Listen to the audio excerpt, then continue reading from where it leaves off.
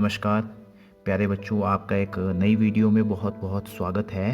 तो आज हम आपकी सामाजिक विज्ञान की पाठ्यपुस्तक हमारे अतीत भाग 2 के पाठ 6 नगर व्यापारी और शिल्पी जन को पढ़ने जा रहे हैं। तो इस पाठ में हम लोग चर्चा करेंगे कि किस प्रकार से हमारे नगर थे, किस प्रकार के हमारे व्यापारी व्यापार करते थे और किस प्रकार से शिल्प कला के जो नमूने हैं वो भारत में प्राचीन समय में मौजूद थे। तो पाठ को पढ़ना शुरू करते हैं। एक मध्ययुगीन नगर की यात्रा पर आया कोई यात्री उस नगर के बारे में कैसी आकांक्षाएं रखता होगा, यानी कैसी इच्छाएं रखता होगा, ये इन बातों पर निर्भर करता है कि वो नगर या मंदिर नगर है या कोई प्रशासनिक केंद्र है, वाणिज्यिक शहर है, पतन नगर है या कोई अन्य प्रकार का शहर है। ठीक है,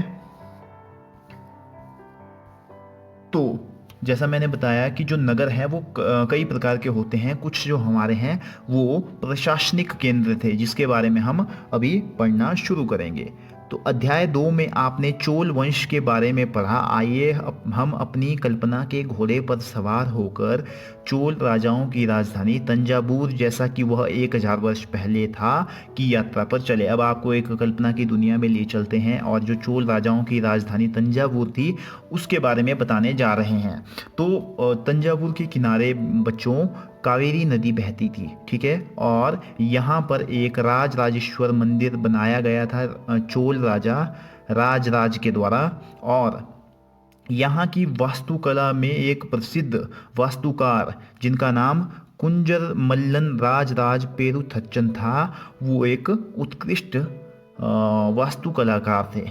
और इनका पता कैसे चला? इनका पता इस तरह से चला क्योंकि उन्होंने मंदिर के भीतर एक विशाल शिवलिंग था, उस मंदिर में इन्होंने अपना जो नाम है वो लिखा हुआ था। तब पता चला कि उस समय एक प्रसिद्ध वास्तुकार थे जो बहुत ही उत्कृष्ट वास्तुकार थे, जिनका नाम कुंजर मल्लन राजराज पेरुथच्चन था। ठीक है, इस मंदिर के अलावा नगर में अनेक राजमहल है जिनमें कई मंडप बने हुए हैं।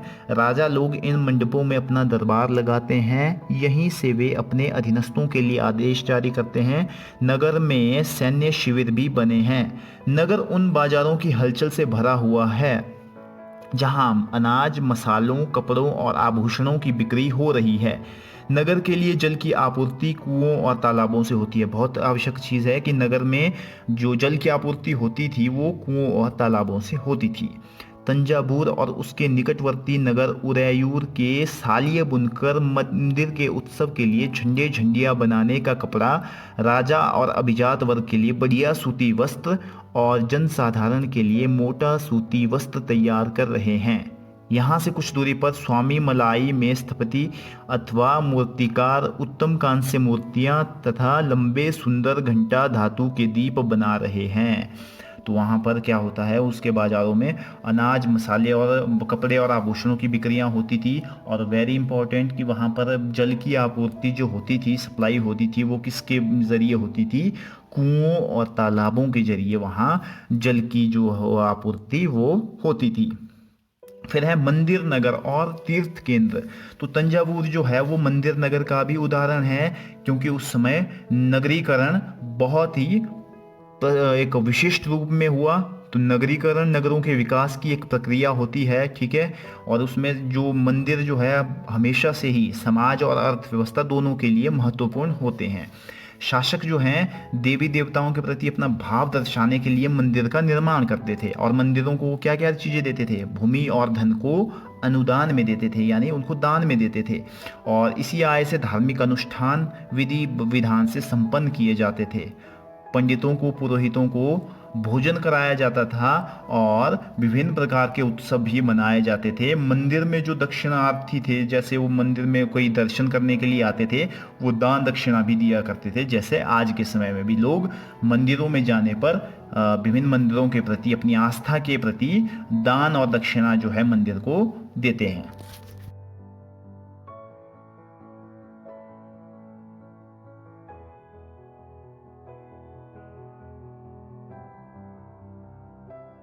तो चलिए अब पाठ से संबंधित हमारा जो कार्यपत्रक है उसको हल करते हैं।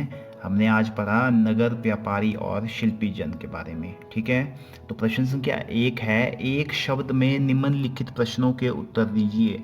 तो प्रश्न संख्या 1 का जो क है वो है चोल राजाओं की राजधानी का नाम बताओ। तो चोल राजाओं की राजधानी का क्या नाम था?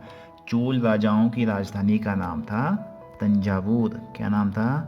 तंजावुर। ये जो है चोल राजाओं की राजधानी थी। ठीक है, फिर है तंजावुर के किनारे बहने वाली नदी का नाम बताओ। तो तंजावुर की जो किनारे बहती थी, कौन सी नदी बहती थी? उसके किनारे बहती थी नदी कावेरी नदी बहती थी। ठीक है, जैसा हमने देखा कि तंजावुर जो था वो एक बहुत ही सुंदर नगर था और उसके किनारे किसकी कौन सी नदी बहती थी? उसके किनारे बहती थी आपकी कावेरी नदी। ठीक है, फिर है राज राजेश्वर मंदिर की स्थापना किसने की थी? तो राज राजेश्वर मंदिर की स्थापना किसने की थी? बहुत बढ़िया, आपने पढ़ लिया है, चोल राजा राजराज ने की थी। ठीक है, चोल राजा राजराज ने जो है इसकी स्थापना की थी। ठीक है, फिर है अगला हमारा क्या है कि तंजावुर नगर के वास्तुकार का क्या नाम था?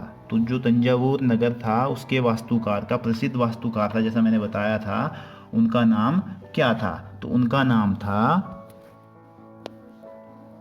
क्या नाम था बेटा उनका? उनका नाम था कुंजर मल्लन, कुंजर मल्लन। ठीक है, राजराज पेरुथच्चन। थोड़ा अजीब जैसा नाम है, पेरुथच्चन। ठीक है, दक्षिण भारत का नाम है। क्या नाम है? कुंजर मल्लन राजराज पेरुथच्चन। ये जो है वहां के प्रसिद्ध वास्तुकार थे। ठीक है, तंजावुर नगर के।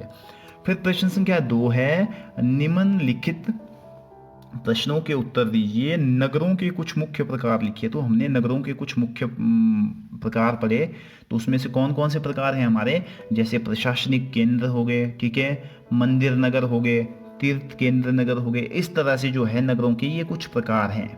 ठीक है, इस प्रकार के जैसे नगरों का विकास कहीं पे प्रशासनिक केंद्र के रूप में हुआ, कहीं मंदिर नगर के रूप में हुआ। ठीक है, तो ये जो है मंदिरों के कुछ मुख्य प्रकार हैं। फिर है एक प्रशासनिक केंद्र के रूप में तंजावुर के बारे में बताएं। तो जैसा हमने पढ़ा, क्या पढ़ा हमने कि यहाँ पर क्या था? यहाँ पर एक सुंदर नगर था और इसके साथ में कावेरी नदी बहती थी। राजा राजराज चोल द्वारा निर्मित जो राज राजेश्वर मंदिर था, वहाँ पर घंटियाँ सुनाई देती थी। ठीक है, और यहाँ के प्रसिद्ध जो वास्तुकार थे उनका नाम क्या था? कुंजर मल्लन राजराज पेरुथच्चन इनका नाम था। और साथ में ही यहाँ पर अनेक राजमहल थे जिसमें कई प्रकार के मंडप बने हुए थे। ठीक है, और इन मंडपों में राजा अपना दरबार लगाता था और अपने अधीनस्थ जो उसके कंट्रोल में जो लोग आते थे उनको आदेश जारी करता था। और साथ ही नगर में सैन्य शिविर भी बना हुआ था। और जहाँ तक बात बाजारों की जाए तो बाजार किस चीज़ों से भरे हुए थे? किन किन चीज़ों से भरे हुए थे? अनाज से भरे हुए थे, मसालों से भरे हुए थे, कपड़ों और आभूषणों से भरे हुए थे। और नगर में जल की आपूर्ति किससे होती थी? कुएं और तालाबों से होती थी। ठीक है, इस प्रकार से एक प्रशासनिक केंद्र के रूप में तंजावुर स्थापित हुआ था। उसके बाद है एक मंदिर नगर और तीर्थ केंद्र के रूप में तंजावुर के बारे में बताएं। तो जैसा बताया कि तंजावुर जो था वो मंदिर नगर का भी उदाहरण है। तो मंदिर नगर नगरीकरण की एक अत्यंत महत्वपूर्ण प्रतिरूप को प्रस्तुत करते हैं। तो यहाँ पर क्या होता था? यहाँ पर शासक विभिन्न देवी देवताओं के प्रति अपना भक्ति भाव दर्शाने के लिए मंदिर बनाते थे। मंदिरों को भूमि और धन को अनुदान में देते थे, जिससे आय होती थी और इस आय से धार्मिक अनुष्ठान विधि विधान से संपन्न किए जाते थे। साथ ही पुरोहितों को भी भोजन किया जाता था और विभिन्न प्रकार के उत्सव मनाए जाते थे तंजावुर में। ठीक है, इस प्रकार से जो तंजावुर है एक मंदिर नगर और एक तीर्थ केंद्र के रूप में खुद को स्थापित कर पाया।